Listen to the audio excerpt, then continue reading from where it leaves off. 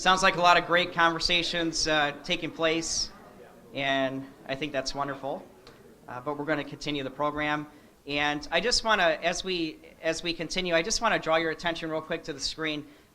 There are a lot of great upcoming chamber events, and I know Dave's going to be switching over to his beautiful Pure Michigan PowerPoint, which is going to draw a lot of attention, I think. But of course, I want to make sure that we recognize our sponsors. You can see Tittle Brothers Construction on there right now, and Wayne County Community College District I'm going to introduce here in a minute. But we have a lot of great upcoming events in March, like our Morning Spark, the first Friday in March, and March 27th is our Alive at 5 at Yankee Air Museum in Belleville. We're going to have a ton of people there. But if actually, can I see that, Tony? Sorry. In the middle of your table, there's also these tabletop signs, and a lot of our upcoming events are on there as well. The golf outing in June, we start promoting this very early. We're already almost 75% full. So if you want to golf with us, make sure you get in, you reserve your spot as soon as possible. And of course, our next legislative forum is Monday, March 19th with Senator Debbie Stabenow. And that will be a good one. We'll probably have 250 or more people at that event. So looking forward to upcoming events for the Chamber and encourage you all to attend. So before I introduce Mr. Arminiak, we had our Black Tie Gala and Expo just a couple of weeks ago now. And it was about 350 people attended over at Crystal Gardens. That event, of course, was presented by Wayne County Community College District. And we gave away some awards at that event, and our plaques were just made up. So I want to take this opportunity to present Wayne County Community College District with the Best Multiple Booth Award from the Black Tie Gala and Expo. So Tony, if you would come up and accept this. Thank you. And at this time, I would like to introduce our presenting sponsor, Tony Arminiak, who's the campus president of the Downriver campus of Wayne County Community College District. Tony? Thank you. I just want to thank all the chamber members for coming out here today, and I do want to thank the chamber staff for putting on these legislative forums and business forums throughout the years. It's a great opportunity for us to have speakers come in and give us updates that do affect our community downriver here. So I do want to thank everybody for that. One of the things that we're very proud of is being a chamber member. We have been a long-standing chamber member, and we get a lot of benefit from that. One thing I've learned about any organization you join is you get what you put into it. And one of the things that we're very appreciative is a lot of our businesses downriver hire our students, part-time or full-time. It's a great opportunity for our students to be engaging for opportunities within the downriver community, because we're one who would like everybody to live, work, and play downriver. Because if we all can work together to keep our youth downriver, our communities will grow and be healthy for years to come. So we're very pleased. The other thing that we're very pleased about on chamber members is a lot of them serve on our program advisory committees. And that's a big opportunity for us to really gain for curriculum develop in the future. One of the things we do is have advisory committee meetings twice a year, and the idea behind that is to learn what the industry is going to change to. Because if you really think about it, when we bring a student in the fall, we spend them 2 years of training, we have to predict where they're going to be on their skills and knowledge 3 years out, because that's where you're going to be when they come in. And that would be the earliest and quickest way to get a student through is in that 2-year full time. So it's really important for us to use the business and industries, and we do use a lot of our chamber members to help us with that. So what's new at Wayne County Community College District? Well, one of the things at the Downriver campus is we're building a new horticulture education center. This will be a $10 to $15 million new building added to our property. It's going to be between the campus and the Public Safety Training Center. And what we're doing is we're in the early stages right now of development. We will have greenhouses, we're going to have a conservatory, we're going to have a STEM lab, classrooms, lobby space, a head house, and then we're also going to have an external outside gardening area that will be fenced in. I don't know if you know, but between us and Heritage Park there is a huge herd of deer who like to feed on things on our property. And a little story one day is we put a beautiful butterfly garden in the back behind our patio. We watered it for 2 days, and facilities came up and said, hey, you got to come and see this. And I walked out there, and they're all gone. And I thought, well, first thing I thought is somebody stole our plants overnight. He goes, no, look down. And there was the deer track. So one of the things we've done some best practices, and we realized we're going to have to put an 8 to 9 foot fence to protect our gardens now. So that will be added to that particular project. With that project, we have a partnership with Michigan State University, with the Institute of Agricultural Technology. And Jackie Groh, if she can stand, is our program coordinator from MSU, and she's on the property. And what we're offering is a partnership between MSU and WCCD, both for landscape management and fruit, vegetable, and crop management. And how it works is you take MSU courses and you take WCC general education courses, and we call a reverse transfer. You transfer the credits back and forth to each institution, so you graduate with a WCCD associate degree, and you graduate with an MSU college certificate. And that program then is transferable to MSU's bachelor's program. So it's a great opportunity, and that is part of our educational, our horticultural education center that we're going to have. So the last thing I do want to talk about is our Heinz C. Proctor Education Performing Arts Center. I would be amiss not to promote our 2 upcoming concerts. So on March 12th, we have the Texas Tenors. And then in April, we have a family show. It's called Mutts Gone Nuts, okay? And that is on April 15th. And both those shows are available. You can go to our WCCD website. You can just enter in there, and then we do have online ticketing if you're interested in those shows. Again, on behalf of Wayne County Community College Districts, our Board of Trustees, Dr. Curtis L. Arby, our Chancellor, and all our staff, faculty, and administrators, I want to thank you for this opportunity today. Thank you.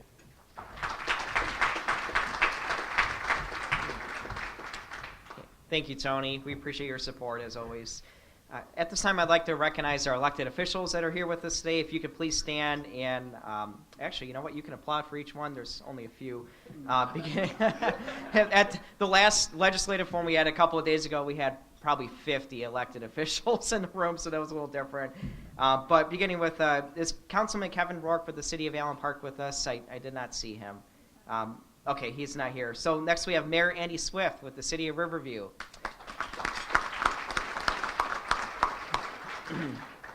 Supervisor David Glabe with Huron Township.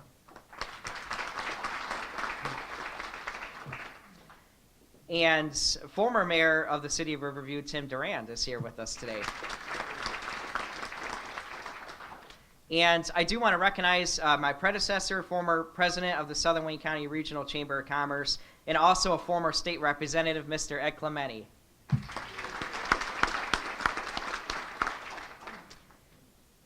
I would like to recognize our executive board members, and if you are here with us today, if you could please stand, and I ask that you hold your applause to the end. Beginning with our board chair, Kathy Kane. Next, we have our first vice chair, Robert Jones of AT&T. Our second vice chair, Ronnie Ruel of PNC Bank. Our secretary, Kershel Kohler of Elder Care Home Care Group. Our treasurer, Carol Krumer of Digital First Media and the News Herald. Our immediate past chair, David Goodwin of Goodwin, Lademan and Associates. Tony Arminiak with Wayne County Community College District. Greg Flum with BASF Corporation. Chris Baran, Baker College of Allen Park. And Rob Bovitz of Bovitz CPA. And a brand new executive board member, Jennifer Whitaker with DTE Energy. Thank you so much for your support.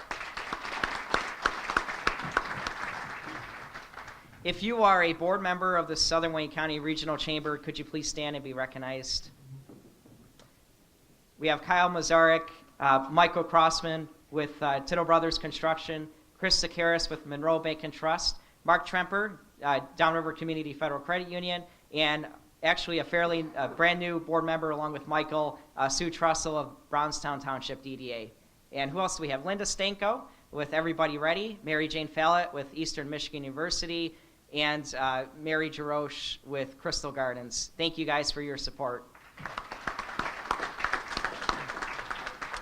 And I'm going to ask if all ambassadors in attendance could please stand. And I say this every time, the ambassadors are really the heart of the chamber. These are the individuals who are chamber members, but also volunteers, helping us at chamber events by running registration and setup and teardown, but also adopting new members and really being the cheerleaders of the chamber and helping us to grow and be present in the community. So thank you so much, guys, for everything that you do, and thank you for being here.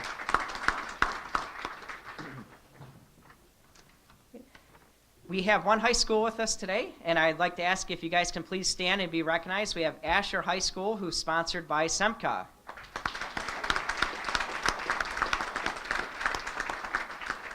So thank you so much, guys, for being here, and I think it's critical that our high school students are in attendance at our forums, and they really get a lot out of it. So thank you again, guys, for being here. If anyone has any questions, we will be doing a question and answer session following Mr. Lorenz's presentation. And you'll see that you should have some blue index cards on your table, and if you don't have those, they'll be passed around shortly.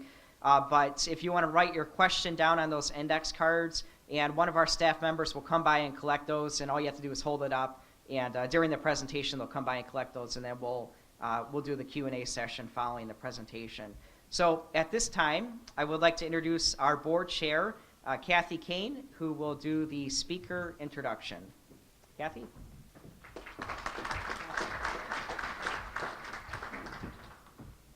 It is such an honor to introduce our speaker today. I just love the Pure Michigan program. Coming from a hospitality background, just a thrill. So Dave Lorenz is the Vice President of Travel Michigan, where he's responsible for leading the state's tourism branding, advertising, and public relations efforts, overseeing the award-winning Pure Michigan tourism campaign, and coordinating overall statewide tourism initiatives. Dave currently serves on the board of directors for the U.S. Travel Association, the National Council of State Tourism Directors, Michigan Cares for Tourism, Circle Michigan, Detroit Metro Convention and Visitors Bureau, Motor Cities National Heritage Association, and the West Michigan Tourism Association. Prior to his work with Travel Michigan, Dave worked as the manager of partnerships and promotions for Meyer Incorporated and attended Western Michigan University. Please help me welcome David Lorenz. Thank you, and good morning. I'm going to see if I can do that a little bit. So first off, yes, I know Tim Allen. He's smarter and funnier than you could ever imagine. And if we have time, I'm going to try to speed through this thing. If we have time, I might just be able to kind of find an interview I did with him, and then I'll play that. But we'll see how we do here. So what school are you from? I'm really glad that you're here. I just have a quick question for you. Don't want to put you on the spot. Seriously, how many of you want to stay in Michigan after you get out of school? High school, college, whatever. Really? Seriously? Fantastic. I feel like saying, okay, my job is done. Thanks, Ron. Because the interesting thing, I'm going to tell you about travel and tourism and what we're doing to promote Michigan as a travel and tourism destination, as a leisure destination. But in reality, 11 years ago, about 12 years ago, George Zimmerman, our former travel director, I remember he called me into his office and he said, I think we're ready. I think we're ready to tell the story about Michigan that needs to be told. He had been all throughout the country. He grew up in Texas, and he'd been the Ohio State travel director before that, and he really had a great sense for what was happening out there in the U.S. And he had the vision to know and to understand that Michigan is truly a unique place. And if we just told that story, if we told people that Michigan is this beautiful four-season destination, people would come here, they would spend their vacation time here, maybe they would invest here, maybe they would come for college here, maybe they would decide to move their businesses here. And maybe this could be the catalyst for us to have a sustainable economic growth period in Michigan.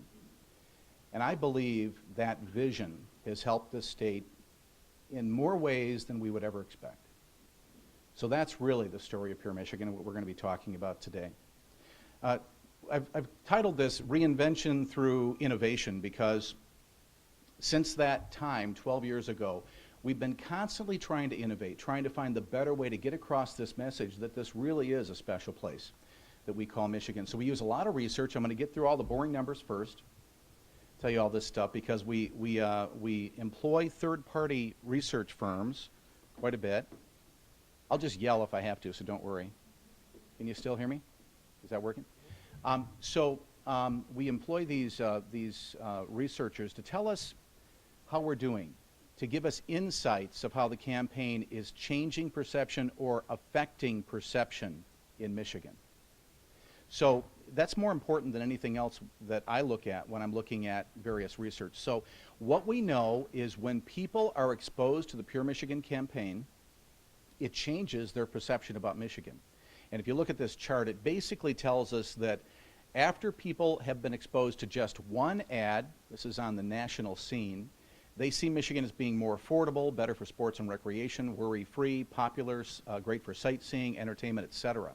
All of these are categories that we look at when we're marketing to people, and these are all important areas for us to affect, because if people don't think of you positively in these areas, they won't travel there.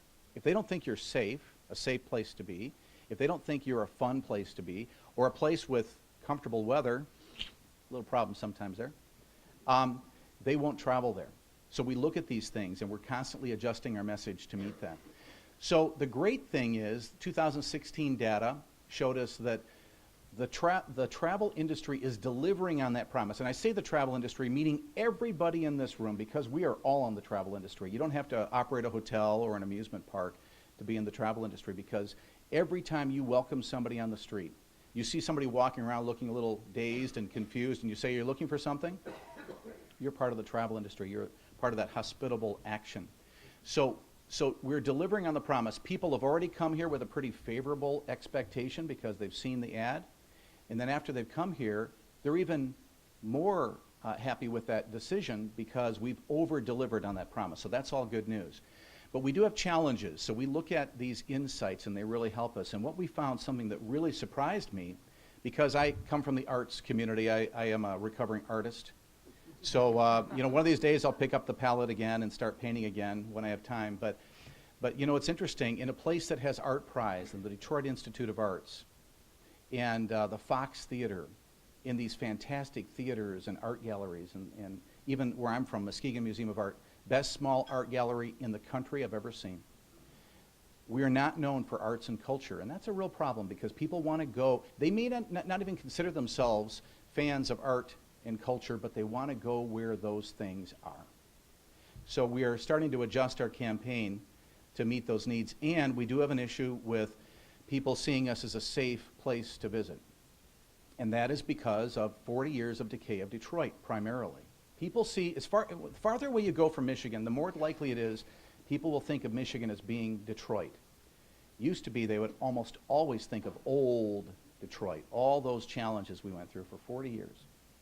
So we've been trying to tell them, okay, let's admit it. We've had challenges in our big cities. We're not alone, by the way, but we have challenges there.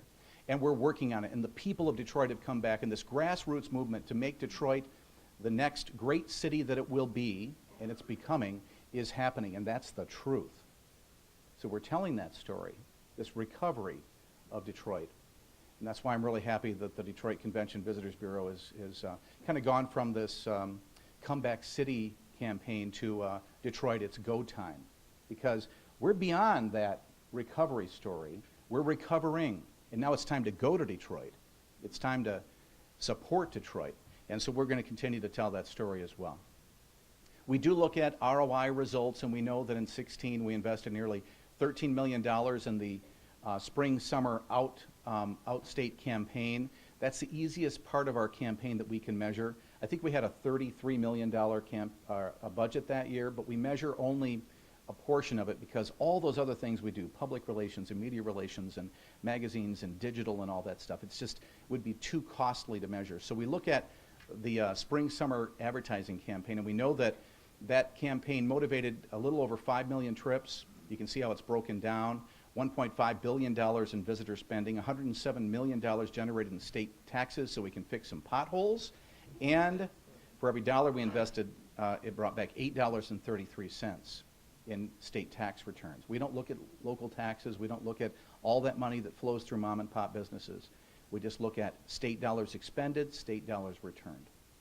So that's a good sign, but that's just an indicator of what's happened in the past. I'm truly more interested in the insights that we get and perceptions that were changing.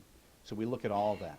Because perception is reality, and the more people think of us still as that old broken down big city that was, and they think of the whole state, that it hurts everybody. So we've been spending a lot of time telling the story about Detroit and our urban areas of being something other than what you think. And a really interesting, growing story it is. So they think of us as of this state with kind of broken down factories everywhere and very cold. We did a lot of research. And I remember sitting in that room when the panelists were behind that glass window and the facilitator was saying, okay, what do you think about Michigan? And well, this is the line I'll never forget. Michigan's like Alaska, only closer. At first I wanted to cry, but then, you know, she started to explain what she meant. She said, yes, it's cold, but that's not really what I mean. What I mean is it's a big state. It has this abundant nature. It's just nature everywhere, and there's wildlife, and it's just beautiful. It's 4 seasons. It's really cool. But that's right. So when you do these branding research things, you learn things that you should already know, you already do know, but it just kind of hits. Boy, not every place has that story to tell, so we need to tell that story more often. So we did, and we kind of put this story together, trying to explain that, yeah, Michigan is this state abundant in natural beauty. We have everything from cherry trees and blueberries to Isle Royal and pictured rocks. And we have these beautiful, beautiful nature areas. We have more trail mileage than any other state in the country. 11,000 inland lakes. We touch on 4 of the 5 Great Lakes. It goes on and on and on. Beautiful story, tremendous nature. Places like Pictured Rocks National Lakeshore. An incredibly beautiful place. But we also have authentic destinations, places that are only there, can only be there, could only be there. You know, I think about places like Motown, Hitsville, USA. I think of the fact that we have, 129 lighthouses, I think it is, more than any other state in the country. Many of them you can climb up. You can see this vast, beautiful area that we call Michigan. Authentic destinations. If there's one thing that people are looking for all around the world right now is authentic. There's nothing wrong with Disney World and Universal Studios, but they're not real. I remember one time I had this group of travel writers, and we were taking the ferry over to Mackinac Island.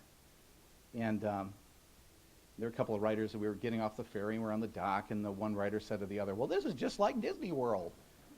I just had it, yeah, but it's real. You know, it's not a stage. This is real. Real people live here. Like 500 people live here even in the wintertime. You know, it's something else. So authentic destinations like Hitsville, USA, and Greenfield Village, where the place itself may not be authentic, but what's there is.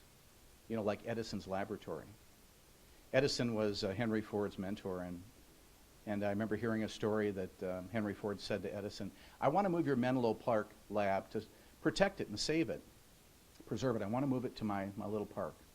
And Thomas Edison said, my factory will never leave New Jersey soil.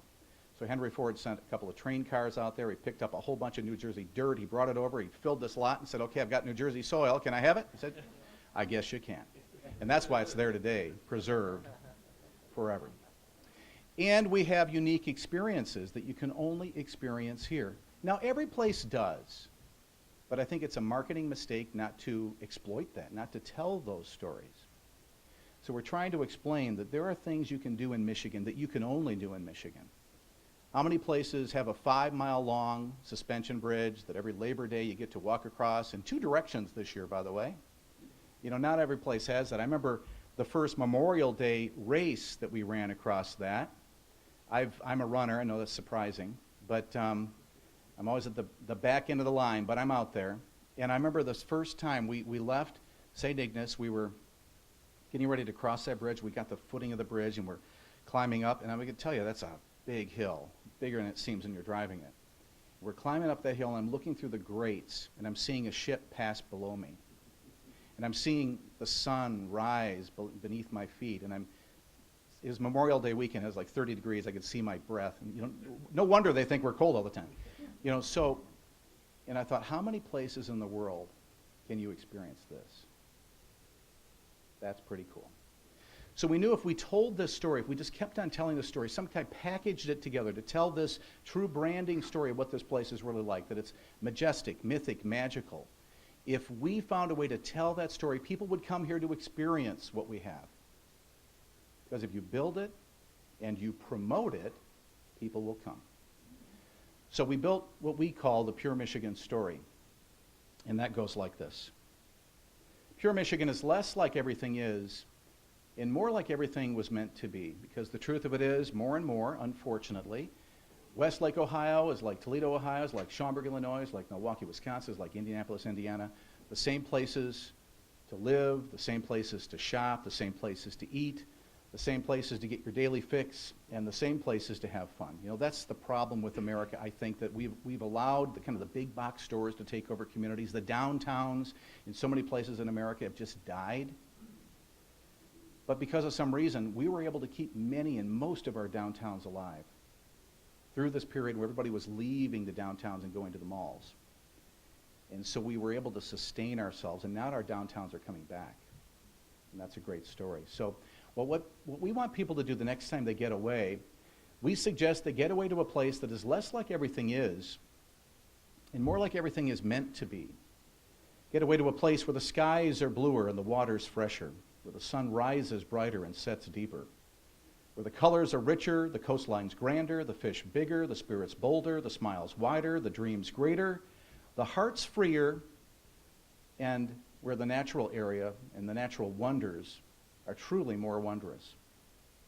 And the handiwork of man respects the handiwork of nature. You know, just a peninsula away is a place of mystery and awe. That's Fayette, up in the Garden Peninsula and the Upper Peninsula. If you haven't been there, it's a ghost town. It's just fantastic. They were smoldering or whatever they did with the product up there, and kind of the mine no longer was producing what they needed, so the company town just shut down. They left wagons and beds and school benches and everything. And you can go there now. It's a historic state park, one of those really unique places. Just an island away is a place of timeless beauty. Right here in the heart of America's Rust Belt, the spirit of the land still lives. The landscape here is as expansive as the soul's drawn to it, and God reminds us that He made this world not just to house us, but to inspire us, to encourage us to live our lives, truly live our lives, with purpose and with passion. Too often we just kind of get through the day. We forget that we have these tremendous opportunities to truly live. And yes, a lot of places have golf, a lot of places have shopping, a lot of places have hunting and fishing, hiking, sailing, sightseeing, recreation and relaxation. But in a time it seems when every place is more and more like every other place, we know one place is still magic, mystic, mythic, elemental, eternal, authentic, untamed, unspoiled, timeless and true. We call it Pure Michigan. Less like everything is, and more like everything was meant to be. Pure Michigan. There's a perfect world in your own backyard. That happens to be my backyard in the Muskegon area. We call it Pure Michigan. So to us, that's the brand story. That is the true, real story of what Pure Michigan is all about. What we've tried to do for these last 11 years is tell this story in little things we call commercials. TV ads, print ads, digital placements, billboards. We're out there in every conceivable fashion, and the media constantly changes, so we're always looking at new ways to tell this story. Of course, our main source of information is Michigan.org. We, for 9-10 years in a row, were the #1 state travel website by volume in the country, Michigan.org. The problem is, once people got there, they couldn't find a darn thing they were looking for. It was just, we were just piecing it together over all these years. So the media was driving them there, and then we weren't doing a good job to present it. So we've been working on building a new website. We just put a new website together a year ago, last week I think it was, and we're going to show you, give you a little hint of what that website looks like. Here we go.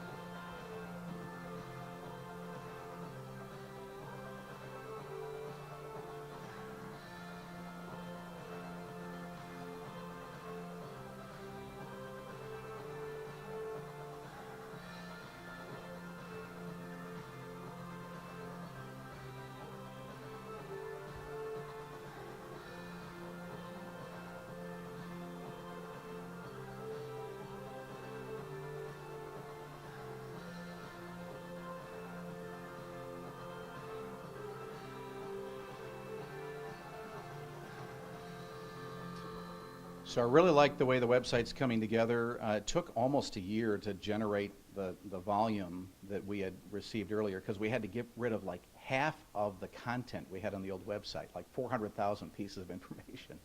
So, you know, it's taken a while, but the good thing is that volume is back up, and it truly is inspiring. And I think a couple of things that I mostly like about it, there's a trip mapping function, so you can go to the area, you can decide what you want to do, and then it puts a map together. You can send it electronically, you can print it out. I like to have paper in hand. I'm a newspaper magazine guy, so I like to have, you know, maps in hand. And you can't always get, you know, your phone or whatever to work, so you can do that. Or if you're, some people just want to use their iPhone, so you can do that as well. And then there's this this company by the name of Shoot. It was formed by a guy from Detroit, and it finds images from the internet, from the web, from all these social media sites, Instagram, Pinterest, whatever. And whenever somebody hashtags Pure Michigan, we can get that content, we can feed it on Michigan.org. So it depends on what it is. This happens to be golf. So these pictures are coming in every day, and they're almost like real time, and they inspire you to do these things from people who are truly out there. So it's a new technique that we're using, and we really like that. We've changed going from destination marketing, which has been the tradition for most destinations forever, to what we call passion marketing. This is what we mean. So it's unlikely, if you're from, let's say, Texas, that you know much about Downriver. You know much about even Traverse City or Mackinac Island. You might have heard something about those more popular places. You might have heard about Detroit. But it's unlikely that they'll know about, I'm just thinking of a place, Baldwin or something, like for a fishing tournament or whatever. But if you're really into fishing, you want to know where those things are. So you might search Michigan.org and say, okay, I want to know where the fishing tournaments are, where fishing is. So we've changed the way we go to market. Instead of saying, come to Traverse City for this, we're saying go fishing, and you can go to all these places in the state, and you can decide where to go. So we're concentrating on what we call Snow Day, which is our winter campaign. Lake Effect is really all